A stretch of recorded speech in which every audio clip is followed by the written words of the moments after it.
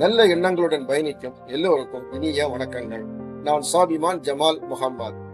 இந்த பதிவுல நாம எதை பற்றி தெரிந்து கொள்ளலாம் அப்படின்னு பாத்தீங்கன்னா, ஒவ்வொரு பில்டிங்லயும் ஸ்டீல் பார் அப்படின்னு சொல்லக்கூடியதனுடைய தேவைன்னு சொல்லக்கூடியது மிக அதிக அளவுல தொடர்ந்து இருந்துட்டு தான் இருக்கு.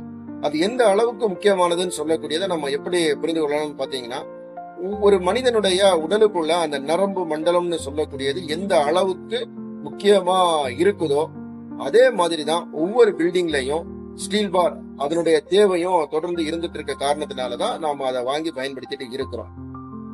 நரம்புகள் மனிதனுக்கு உறுதியை தருத மாதிரிதான் ஸ்டீல் பார் பில்டிங்க்கு உறுதியை தருது. இந்த ஸ்டீல் பாரை நம்ம கடையில போய் வாங்கக்கூடிய நேரத்துல கிலோகிராம்ல வாங்குவோம் அல்லது நம்பர்ஸ்ல வாங்கி கொண்டு நம்ம பயன்படுத்துறோம். அது எல்லா இடங்களையும் பரவலா செய்யக்கூடியதுதான். இருந்தாலும் பலருக்கு ஒரு கேள்வி இருக்கும், இந்த ஸ்டீல் பாரை நம்ம எப்படி அளந்து வாங்குறது அப்படின்னு சொல்லக்கூடிய அந்த கேள்வி. அதாவது வெயிட் மிஷின் இல்லாம இதை அளக்க முடியுமா அப்படின்னு சொல்லக்கூடிய அந்த கேள்வி இருக்கும். அந்த கேள்விக்கு பதிலாக தான் இந்த பதிவு. அது மட்டும் இல்லாம அந்த ஃபார்முலாவுக்கு பின்னாடி இருக்கக்கூடிய இன்னும் பல தகவல்களை பற்றி பேச போகக்கூடிய இந்த பதிவையும் நீங்க என்ன பண்ணணும்னா கொஞ்சம் கடைசி வரைக்கும் ஸ்கிப் பண்ணாம முழுமையா பார்க்கணும். பார்த்த பிறகு நீங்க மறந்துடாம கொஞ்சம் நம்ம சேனலையும் சப்ஸ்கிரைப் பண்ணிக்கிட்டு பக்கத்தில் ஒரு பெல் ஐக்கான் இருக்கும், அதையும் கொஞ்சம் ஆன் பண்ணி விட்டுருங்க. இது சனாஃபின் சிவில் குவான்டிட்டி சர்வேயின் கற்றதும் கற்பிக்கப்பட்டது. ஸ்டீல் பாருடைய வெயிட்டை கண்டுபிடிக்கிறதுக்கு பரவலா எல்லா இன்ஜினியர்ஸும் பயன்படுத்திட்டு இருக்கக்கூடிய ஒரு ஃபார்முலா தான் d²/162 அப்படின்னு சொல்லக்கூடியது. இந்த ஃபார்முலாவில் டீன்னு சொல்லக்கூடியது நிச்சயமா எல்லாருக்கும் தெரிஞ்சிடும், அதாவது டை ஆஃப் பார் அப்படின்னு. ஆனா இந்த 162 அப்படின்னு சொல்லக்கூடியதை பற்றி நம்ம பெரும்பான்மையானவர்களுக்கு தெரியாதுன்னு சொல்லக்கூடியதுதான் யதார்த்தமான உண்மை. என்ன காரணம்னா, இந்த 162 எப்படி வந்ததுன்னு சொல்லக்கூடியத நம்ம வேலைக்கு சேர்ந்த புதுசுலயோ அல்லது ஒரு 1 இயர் 2 இயர் எக்ஸ்பீரியன்ஸ்லயோ யார்ட்டையாவது போய் கேட்டா அவங்க நம்ம ஒண்ணும் தெரியாது அப்படின்னு நினைச்சிருவாங்க அப்படின்னு சொல்லக்கூடிய அந்த எண்ணம் இருக்கிறதுனால இதை பற்றி நம்ம பெரிய அளவுல கேட்கறதுக்கு கூச்சப்பட்டு கேட்காமலே விட்டுருவோம். இந்த 162 எப்படி வந்ததுன்னு சொல்லக்கூடியதான் நம்ம அடுத்ததா பார்க்க போறோம். அதாவது இந்த 162ன்னு சொல்லக்கூடியது எப்படி வந்தது அப்படின்னு சொல்லி நம்ம தெரிஞ்சுக்கிறதுக்கு முன்னாடி ஸ்டீலினுடைய டென்சிட்டி வேல்யூ நமக்கு தெரியணும். இந்த ஸ்டீலினுடைய டென்சிட்டி வேல்யூ எவ்வளவு கொடுத்திருக்காங்க அப்படின்னு பாத்தீங்கன்னா 7850 கிலோகிராம் பெர் மீட்டர் கியூப். ஒரு மீட்டர் கியூபுக்கு இவ்வளவு எடை இருக்கும் அப்படின்னு சொல்லி அவங்க கண்டுபிடிச்சு டேட்டாவா நம்ம கிட்ட கொடுத்திருக்காங்க. இந்த வெயிட்ல இருந்துதான் இந்த 162ன்னு சொல்லக்கூடியது எப்படி நம்ம வந்ததுன்னு சொல்லக்கூடியத பார்க்க போறோம். இந்த கேள்வி நிறைய பேருக்கு தெரிஞ்சிருக்கும். நான் ஏன் மறுபடியும் இதை சொல்றேன்னா, காலேஜ் முடிச்சுட்டோ அல்லது வேலை செய்துட்டு இருக்கக்கூடிய ஆரம்ப கட்டத்தில் இருக்கக்கூடியவங்களுக்கோ இந்த மாதிரிப்பட்ட நிறைய கேள்விகள் இருக்கும். அந்த கேள்விகளை நிச்சயமா கேட்கறதுக்கு தயக்கப்படுவாங்க. ஏன்னா இதே ஒரு நிலைமை நான் வேலைக்கு ஜாயின் பண்ண புதுசுல என்கிட்ட இருந்தது. 1 இயர் வரைக்கும் என்னால இந்த மாதிரிப்பட்ட கேள்விகளை எப்படி கேட்கணும்னு எனக்கு தெரியாது. காலையில வேலைக்கு போறோம், ஈவினிங் வேலையை விட்டுட்டு நம்ம வந்துருவோம். இந்த இடைப்பட்ட நேரத்துல அங்க வேலை செய்யறத மட்டும்தான் நமக்கு பார்க்க முடியும்.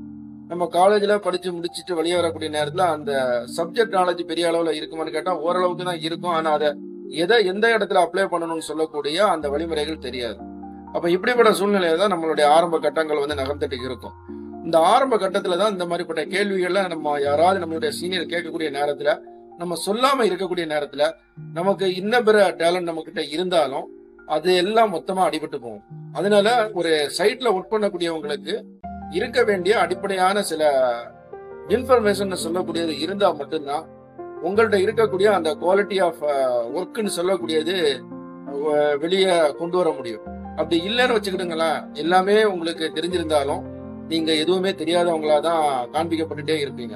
அதனால ஒரு இடத்துக்கு நீங்க போகக்கூடிய நேரத்துல நீங்க என்ன ஒர்க்ல இருக்கிறீங்களோ அந்த ஒர்க் ரிலேட்டடான இன்ஃபர்மேஷன் சொல்லக்கூடியத வெக்கப்படாம ஆரம்ப காலகட்டங்கள்ல வெக்கப்படாம வாயை திறந்து கேட்டு நீங்க தெரிஞ்சுக்கிட்டீங்கன்னா நிச்சயமா உங்களுக்கு அடுத்தடுத்த இயர் எக்ஸ்பீரியன்ஸ் வரக்கூடிய நேரத்துல எந்த இடத்துல போனாலும் நீங்க யார்ட்டையும் கேட்க வேண்டிய சூழ்நிலை உங்களுக்கு நிச்சயமா வராது. அந்த ஒரு அடிப்படையில தான் இந்த சப்ஜெக்ட் நான் எடுத்து உங்ககிட்ட பேசிட்டு இருக்கிறேன். அதனால இதுல ஏதாவது உங்களுக்கு டவுட் இருந்துச்சுன்னா நீங்க கமெண்ட் பண்ணுங்க. ஒருவேளை உங்களுக்கு கமெண்ட் பண்ண விருப்பம் இல்லை அப்படின்னு நீங்க நினைச்சீங்கன்னா வாட்ஸ்அப் நம்பர் கொடுக்குறேன். அந்த நம்பர்ல உங்களுடைய கேள்விகளை கேளுங்க. அதற்கான பதில நான் மறுபடியும் வீடியோவை உங்களுக்கு நான் அப்லோட் பண்றேன். இந்த 162 அப்படின்னு சொல்லக்கூடியது எப்படி வந்தது அப்படின்னு சொல்லக்கூடியது நம்ம தெரிஞ்சுக்கிறதுக்கு ஸ்டீல் பாருடைய வெயிட்டை கண்டுபிடிக்கக்கூடிய வழிமுறை நமக்கு தெரியாது. அதற்கான வழிமுறை அப்படின்னு சொல்லக்கூடிய நேரத்துல வால்யூம் இன்டு டென்சிட்டின்னு சொல்லக்கூடியதை நம்ம அப்ளை பண்ணக்கூடிய நேரத்துல அந்த கீ ரூட் வந்து நமக்கு தெரிய ஆரம்பிச்சிடும். இப்போ ஸ்டீல் பாருடைய வெயிட்டுக்கான ஃபார்முலா என்னன்னு பாத்தீங்கன்னா வால்யூம் இன்டு டென்சிட்டி. டென்சிட்டியை பொறுத்தது வரைக்கும் நம்ம ஏற்கனவே சொல்லி இருக்கிறோம் 7850 கிலோகிராம் பெர் மீட்டர் கியூப் அப்படின்னு சொல்லக்கூடிய அந்த வேல்யூ. இந்த வேல்யூவை நம்ம எடுத்துக்கணும். அதே நேரத்தில் வால்யூம் நமக்கு சுத்தமா தெரியாது. இப்போ வால்யூம் எப்படி கண்டுபிடிக்கிறது? ஸ்டீல் பார் வந்து ஒரு சிலிண்டர் டைப்ல இருக்கிறதுனால இதனுடைய வால்யூம் நம்ம எப்படி எடுக்கலாம்னு பாத்தீங்கன்னா அதுக்கு ஒரு ஃபார்முலா இருக்குது. அந்த ஃபார்முலாவை பொறுத்தது வரைக்கும் ஒரு 2 வழிமுறைகள்ல அந்த ஃபார்முலாவை நம்ம அப்ளை பண்ணி பார்க்க முடியும். முதல் வழிமுறையில எப்படி பண்ணணும்னு பாத்தீங்கன்னா pi 4 into d square into length into நம்ம அந்த டென்சிட்டியை அப்ளை பண்ணணும். இரண்டாவது வழிமுறையில என்னன்னு பாத்தீங்கன்னா pi into d by 2 the whole square into L into density. இந்த வழிமுறைகளை நம்ம வந்து ஒவ்வொரு ஸ்டெப்பா செய்யக்கூடிய நேரத்துல நமக்கு ஒரு கரெக்டான ஒரு ஆன்சர் வந்து கிடைக்கும்.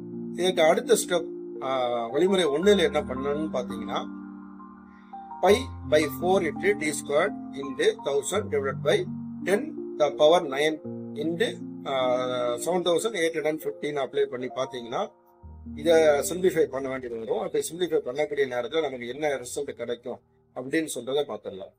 D square into pi into 7850 into 1000 divided by 4 into 10 the power 9 apply பண்ணக்கூடிய நேரத்தில் டி ஸ்கொயர் இன்டு 0.006165 சொல்லக்கூடிய ஒரு வேல்யூ கிடைக்கும். இதை நம்ம டைரக்டா எடுத்துக்க முடியாது. அந்த வேல்யூவை வந்து நம்ம என்ன செய்யணும், கன்வெர்ட் பண்ணணும். அப்ப கன்வெர்ட் பண்றதுக்கு என்ன பண்ணலாம்னா d square into 1 divided by 0.006165 சொல்லக்கூடிய நேரத்துல 162.26 ஒரு வேல்யூ கிடைக்கும். ஸோ இந்த வேல்யூவை தான் நம்ம வந்து ஃபைனல் வேல்யூவா நம்ம எடுக்க போறோம். எப்படின்னா டி ஸ்கொயர் டிவைடட் பை 162 சொல்லக்கூடிய அந்த ஃபைனல் வேல்யூ நமக்கு கிடைக்கும்.